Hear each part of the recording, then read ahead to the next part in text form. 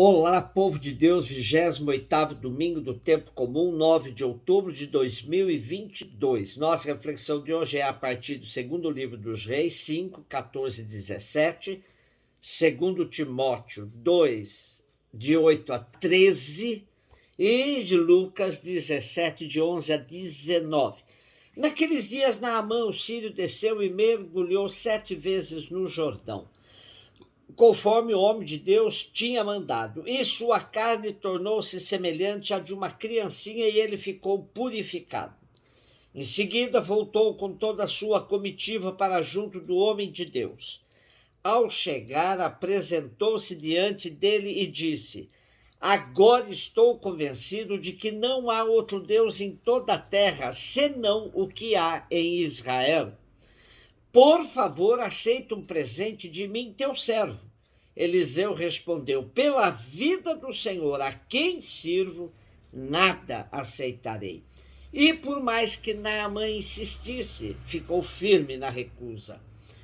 Naamã disse então: Seja como queres, mas permite que teu servo leve daqui a terra que 2 jumentos podem carregar, pois teu servo já não oferecerá holocausto ou sacrifício a outros deuses, mas somente ao Senhor. Nosso texto do segundo livro dos Reis refere-se ao reino do norte, também conhecido como Israel. Trata-se do reinado de Jorão no século IX a.C. Os reis de Israel não eram firmes na defesa da fé em Javé.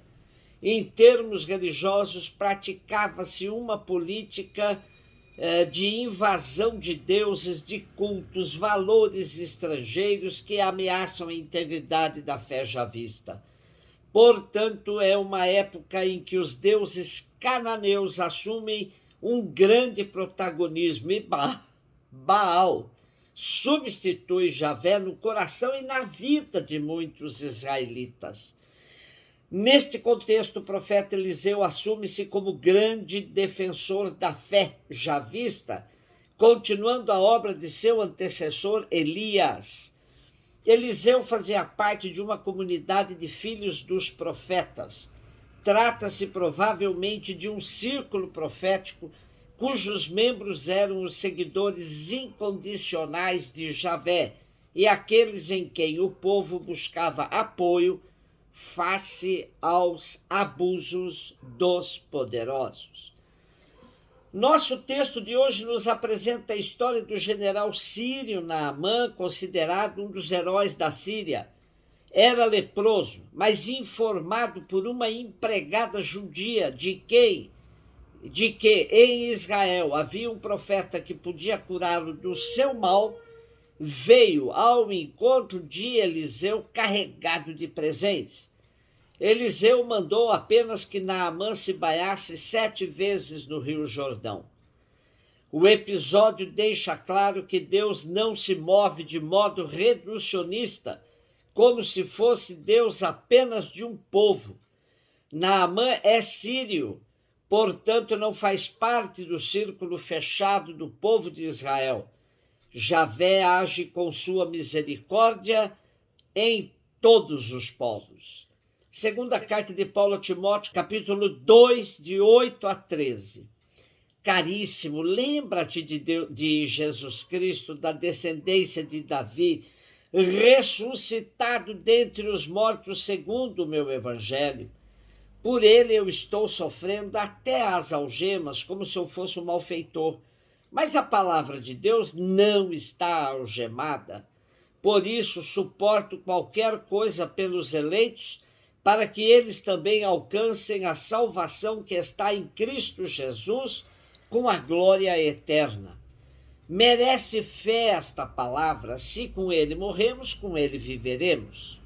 Se com ele ficamos firmes, com ele reinaremos. Se nós o negamos, também ele nos negará. Se lhe somos infiéis, ele permanece fiel, pois não pode negar-se a si mesmo.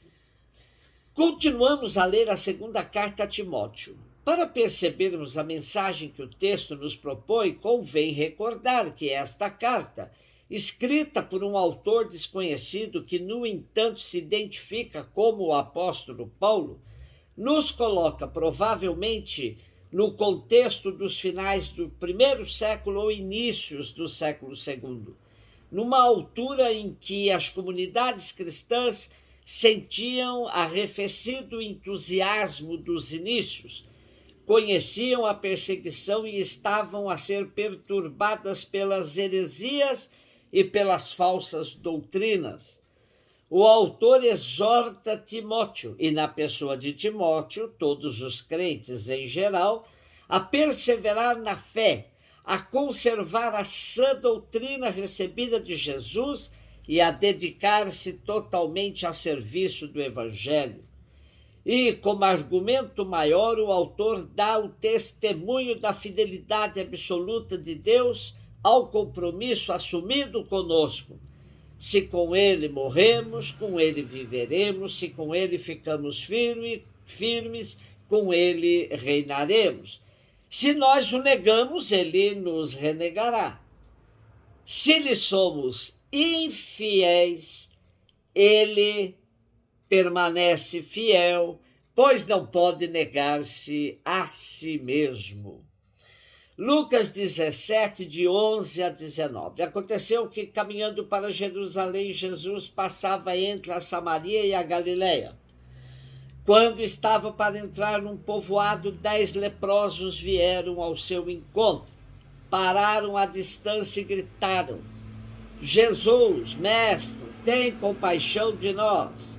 Ao vê-los, Jesus disse: Ide apresentar-vos aos sacerdotes. E enquanto caminhavam, aconteceu que ficaram curados.